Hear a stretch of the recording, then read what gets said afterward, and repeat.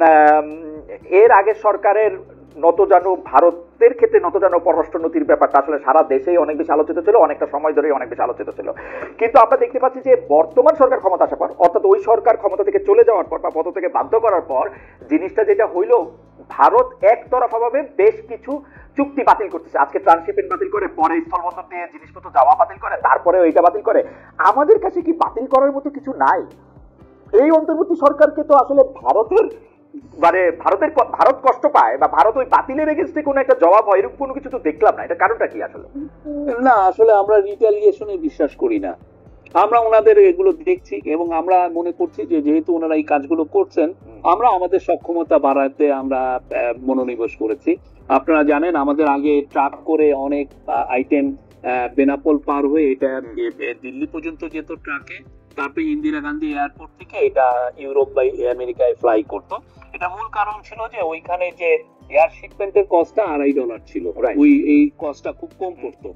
আর এইখানে আমাদের যে এই জায়গাটা যেটা ছিল যে আমাদের এইখান থেকে সে যদি ফ্লাই করতো তার $5 পড়তো, কস্টটা বেশি ছিল। তো এই জন্য এয়ার শিপমেন্টটা আমাদের জন্য দরকার ছিল আমাদের ইয়েতে। তো আমরা এখন যেহেতু ওনারা এটা বাদ দিয়ে দিলেন, এখন আমরা আমাদের সক্ষমতাটা বাড়াতে চাচ্ছি। আমরা সিলেট দিয়ে এয়ার শিপমেন্ট চালু করেছি। আমরা আপনারা দেখেছেন যে জেট ফুয়েলের দাম কমানো হয়েছে 16-17 টাকা পার লিটারে, এবং এট দ্য সেম টাইম আমরা যেটা করছি যে আমাদের এই এটার এফিসিয়েন্সি বাড়ানোর চেষ্টা করছি। ফলে যেটা হচ্ছে যে এখন কস্টটা অলরেডি মানে $5 থেকে কমে এসছে, কিছু কিছু ক্ষেত্রে 37.7% কস্ট কমে এসছে। কিন্তু আমাদের টার্গেট এটাকে $2.5 আনা, যাতে আমরা আমাদের সক্ষমতাটা বাড়াতে পারি।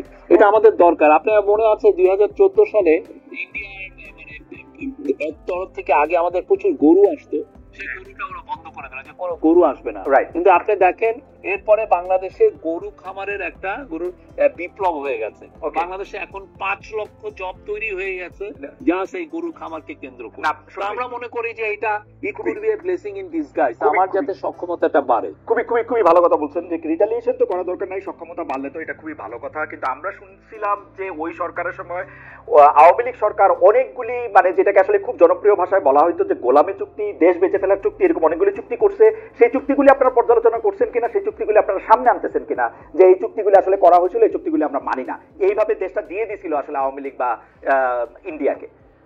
আমাদের এনার্জির বিষয়ে একটা কমিশন আছে, সেই এনার্জি কমিশন অনেকগুলো চুক্তি রিভিউ করছে, অনেকগুলো বাট এই যে রিভিউ করা এই চুক্তিগুলো, ফানি থিং হচ্ছে যে অনেক ক্ষেত্রে আমাদের সেই সক্ষমতাটাও অনেক ঘাটতি আছে। আপনি রিভিউ করুন, দেখুন এগুলো তো ইন্টারন্যাশনাল চুক্তি অনেক ক্ষেত্রে, তো সেই ক্ষেত্রে হয় কি ইন্টারন্যাশনাল ল ফার্ম দিয়ে আপনার এই চুক্তিগুলো দেখতে হয়। আপনি জানেন সেই 1999-এ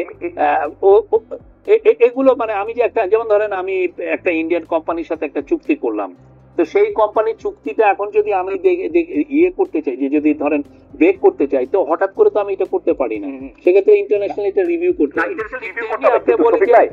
এই কাজটা আপনাকে আমি বলি, আমি একটা উদাহরণ দেই, এই কাজটা অ্যাব্রাপ্টলি এই আওয়ামী লীগের আমলে 1999-এ এরকম একটা কাজ করেছিল একটা পাওয়ার কোম্পানির সাথে।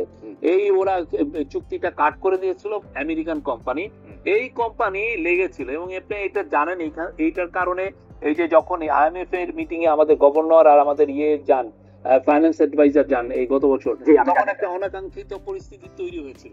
এখন আমাদের এইটাকে মিটাতে যায় আমাদের ওই সেই 19 শেখ হাসিনার আমলের একটা চুক্তি, উনার অপকর্মকে ইয়ে করতে যে আমাদের $20 মিলিয়ন দিতে হয়েছে আমাদের এইটা। তো আমরা এই জিনিসগুলো চুক্তি যাই হোক না কেন, আমরা ওগুলো তো অনেক কিছু এনার্জি রিলেটেড দিয়েতে আমরা জানি যে এক ধরনের কমিশন হয়েছে, তারা সবগুলো এনার্জি চুক্তিগুলোই দেখছে অনেকগুলোই। শফিক ভাই, ট্রান্সশিপমেন্ট বাতিল করে দিল আওয়ামী লীগ আমলে করা, যেটা ট্রান্সশিপমেন্টের সুবিধা তারা দিতেছিল বা এই সেই।